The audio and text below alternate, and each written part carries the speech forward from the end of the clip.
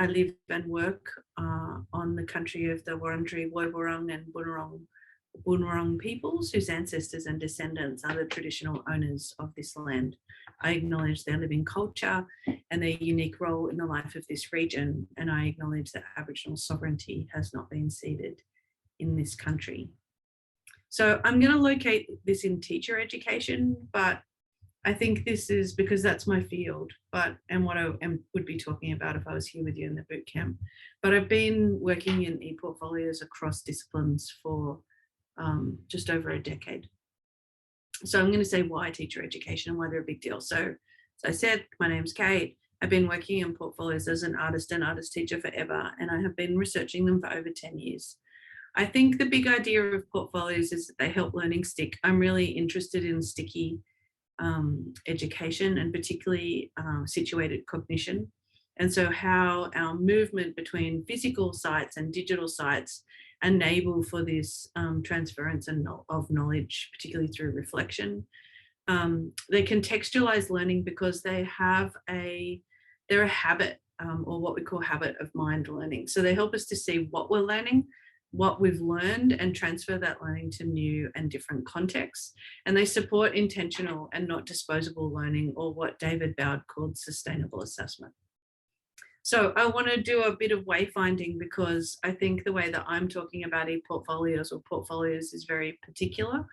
I define a digital portfolio as a curated site of exhibition, a digital cabinet of wonder. You can tell that I'm an artist and designer. I use languages of wondering and speculation and becoming.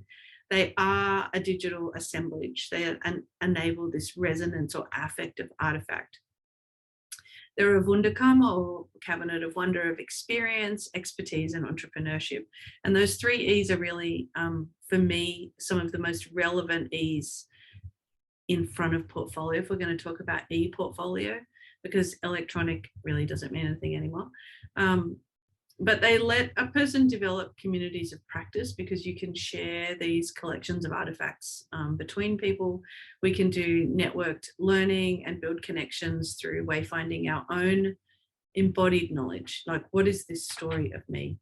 And they enable us to not only design a digital encounter of our practice, but it's a digital encounter for somebody else to engage in. So what is a portfolio to you is the ways that I usually do professional learning around portfolios.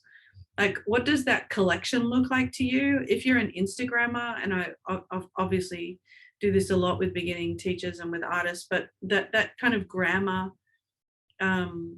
knowledge of how to collect and curate and create in the Instagram culture is a really easy one to think of when we think about what portfolios might be. It could be, the folder thing that you carry around, but that's not curated. The difference between a portfolio that we create and then curate is that we're continuously thinking about the audience. I am over 3 minutes, so I'm going to wrap this up. It's really important because the back end is a repository. It's a collection of things. And the outside or forward-facing version for the audience is the story that curates that exhibition of you. So it's curated as a single digital narrative at the end. And this is really important piece. This is some work I did with Belinda Allen some years ago when I was at UNSW working on their ePortfolio project that thinks about the ways that we, think about audience and purpose and context when we think about portfolios. And portfolios talk about evidence instead of assessment, that big A word we get rid of, and we think about what it means to evidence learning. It's a digital story of you, so it's multimodal. It's got graduate requirements and capabilities. It has a CV in teacher language. It also holds our APST, or our teacher evidence, and it's designed for context, audience, and purpose. One of the big things that it holds is this space for reflection or reflective practice.